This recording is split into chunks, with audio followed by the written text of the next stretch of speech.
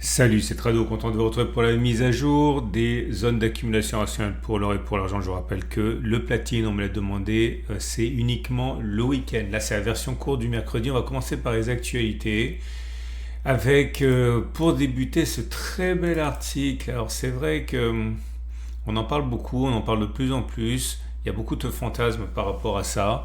C'est le retour de l'étalon or avec des monnaies adossées à de l'or et de l'argent dans certains États américains. Donc Nicolas Perrin, fidèle à lui-même, s'y est attaqué. Il a regardé ce que c'était vraiment, où les États étaient susceptibles de faire passer cette loi, quelles avancées ont été obtenues. Bon, clairement, il n'y aura rien avant l'année prochaine, date à laquelle les textes, les propositions vont être étudié au Congrès, mais voilà, on ne peut pas faire comme si ça n'existait pas non plus. Il existe pas mal de mouvements aux États-Unis qui promeuvent l'avènement d'un nouvel étalon or. Je vous laisse découvrir ça, c'est comme d'habitude très bien documenté. Ce n'est pas mon rôle et ni dans mes compétences de vous dire si c'est bien ou si c'est pas bien, mais en tout cas il y a un mouvement par rapport à ça, je vous laisse le découvrir, vous avez un lien en dessous de la vidéo.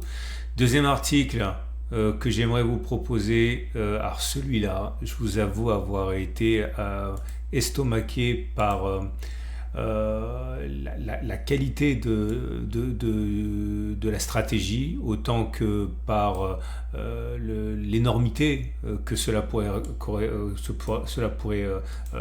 conduire. C'est bon, peut-être que vous connaissez Michael Saylor, c'est un des plus grands détenteurs de Bitcoin au monde, multimilliardaire en Bitcoin et très écouté. Et Michael Saylor dit que pour mettre à genoux les concurrents des États-Unis, les ennemis, il dit les ennemis des États-Unis, il faudrait que la Banque centrale américaine vende tout son or et utilise toute cette valeur pour acheter du Bitcoin afin de mettre à genoux les concurrents, la Chine, la Russie pour ne pas les nommer, qui se retrouveraient détenteurs d'une quantité phénoménale d'or dont personne ne voudrait plus parce parce que l'or aurait été plombé par la Fed, et au contraire se retrouver à la tête d'un or digital, donc Bitcoin, en détenant une part très considérable du stock de Bitcoin, puisqu'entre ce que détiennent les entreprises comme Tesla ou MicroStrategy, ce que détiendrait la Banque centrale américaine, les particuliers, bref, il y aurait une part très considérable de Bitcoin détenue par les États-Unis. Alors, est-ce que c'est un coup de bluff? Est-ce que c'est un coup de com'? Mais en tout cas, il l'a dit. Et à titre personnel, même si mon avis ne vaut rien, je n'y crois pas du tout, mais ça vous montre que détenir à la fois de l'or et du bitcoin vous permet de gagner sur les deux tableaux. Et pensez-y parce que, comme vous le savez, au coffre Veracash, je fais aussi du bitcoin par le biais de Cryptcool. Vous avez un lien en dessous de la vidéo pour découvrir ça. Okay, l'or et bitcoin ne sont pas ennemis. Troisième et dernier article que j'aimerais soumettre à votre lecture, et là aussi je suis resté estomaqué par les chiffres. Je ne l'ai pas vu arriver, je n'ai pas vu la montée, mais bon, on le sait que l'Inde consomme énormément d'or et importe énormément d'or. Mais si on en croit à l'article de Business Standard, les importations d'or ont augmenté de 331% en atteignant 14,86 milliards de dollars.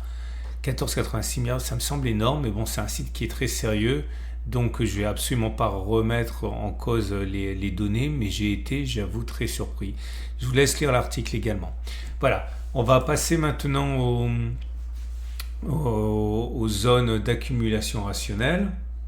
Je voudrais attirer votre attention si vous êtes nouveau sur Veracash. Alors pourquoi c'est intéressant Veracash éventuellement pour vous? Parce que si vous voulez vous lancer dans la détention d'or et si vous voulez utiliser cet or pour eh bien, dépenser de l'argent si vous le voulez, vous pouvez faire acheter en envoyant votre or cassé, vos vieux bijoux, vos pièces qui dorment dans un tiroir, bref, de l'or, quel que soit son état à Veracash. Veracash vous le rachète et vous met l'équivalent en Veracash sur votre votre compte et derrière vous avez une carte de paiement et vous pouvez utiliser cet or, approvisionner avec votre or cassé, votre or déclassé, cet or dont vous ne voulez pas, et ça vous permet de mettre le pied dans ce circuit de l'or remonétisé en dehors du secteur bancaire.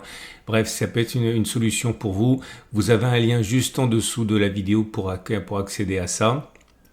Et ça vous permettra encore une fois de pouvoir profiter de cet or que vous pensiez dormant en le remonétisant. Et vous avez encore une fois un lien en dessous de la vidéo. Et on commence par l'or libellé en euros qui peine à redécoller. On est en train de consolider la hausse formidable de 2024 et c'est une bonne chose. La zone d'accumulation rationnelle qui nous intéresse est à 24,47, 24,13 euros. Nous sommes dans une tendance de fond qui est haussière parce qu'on est au-dessus de la M50 qui monte et en tendance de long terme qui est haussière parce qu'on est au-dessus de la M200 qui monte. Par contre, les bougies Aiki Nashi, vous pouvez retrouver les tutoriels pour retrouver tous ces termes, moyenne mobile, accumulation rationnelle, Aiki Nashi, n'hésitez pas, comme ça vous pourrez l'appliquer vous-même à ce qui vous intéresse.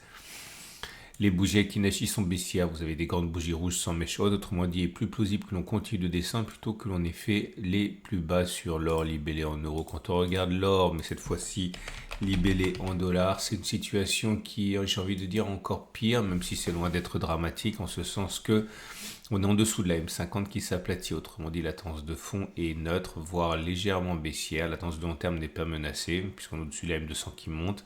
La zone d'accumulation rationnelle qui nous intéresse, c'est 25,40, 24,70. Et là aussi, si vous regardez les bougies Aiki Nashi, c'est rouge, c'est long, ça n'a pas de mèche haute, autrement dit, il est plus plausible que l'on n'ait pas terminé de baisser. Pour l'argent, même topo. C'est pas encourageant dans l'immédiat, mais c'est toujours favorable à long terme. Ça se voit au fait que nous soyons au-dessus de la moyenne mobile à 200 qui monte, à la hausse de long terme et haussière. La zone d'accumulation rationnelle qui nous intéresse, c'est 28,8, 27,4, mais la tendance de fond est déjà neutre, puisqu'on est en dessous de la M50 qui monte. Et on termine avec l'argent libellé en dollars.